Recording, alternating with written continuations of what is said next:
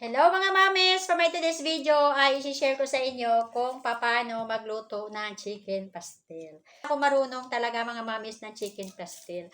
Kaya tayong mga nanay, tayo ay practice lang. What's your po mga mamis? At shoutout pala sa aking mga batch 84. Kamusta kayo? Miss ko na kayo. At saka doon sa aking mga subscribers, 452 subscribers. Maraming salamat sa pag-subscribe nyo sa akin. Pwedeng gumamit ng asweting tunay kung walang asweting powder.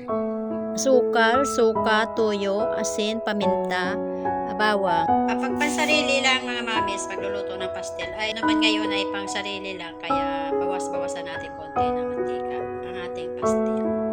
At mga mamis, hindi tayo gagamit ng sibuyas kasi mas maganda ang walang sibuyas kasi lang tatagal siya. Pagkabawang lang ating ilalagay. At kailangan ay siya ay brown na brown bago natin ilalagay ang ating chicken.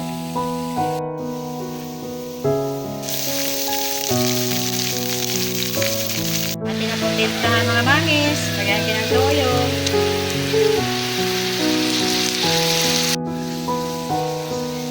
Ito sana mga mamis ang lulutuin ko pang pula. Kaso lang parang mura pa.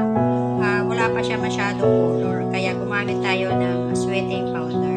Pero ito ay mas magaling po ito. Mas mabisa kasi natural.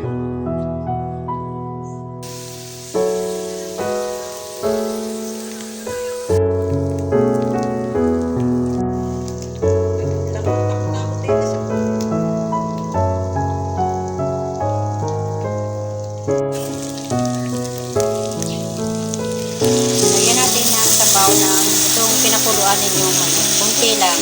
Ito naman yung chicken, kaya nililiyan natin ng sabaw para yung kanyang mga ingredients ay mahalo doon sa chicken. Kung natin mga mamis ilagay ay sangkaka. Imbis na asukal, sangkaka ang nilalagay natin. Pinaka-asukal itong ating pastel. Pakuluin lang hanggang sa maiga. Mga mamis, ito ay maganda pag ang anak nyo ay nag-aaral. Pwede kayong gumawa nito kasi ito ay matipid. Ilagay nyo lang sa ref. Kung matagal nyo siya, pang isang linggo, hindi siya nasisira. At sa nakikita po ninyo dito mga mamis, kaunti lang po yung mantika. Kasi ito po ay pang sarili, hindi naman po siyang pang business. Kaya kaunti lang mantika ang nilagay natin. Pero masarap talaga sa pastel ay marami siyang mantika at marami star margarine para mas lalo siyang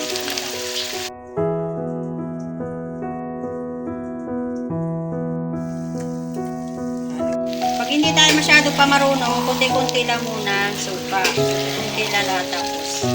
Kasi ito ay practice pa lang. Kaya hindi agad-agad kailangan marami agad yung panglasa. O yung mga mantikla. Kunti-kunti lang, walang masama, magdagdag na lang pagkulang. Kailangan mga mamis, ang timpla nyo ay medyo malag-alag masin-asin namin yung matamis. Yung talagang lasa nyo naman mga mami dahil tayo naman ay mga mami, alam natin yung tamang timpla pag tayo ay nagluluto.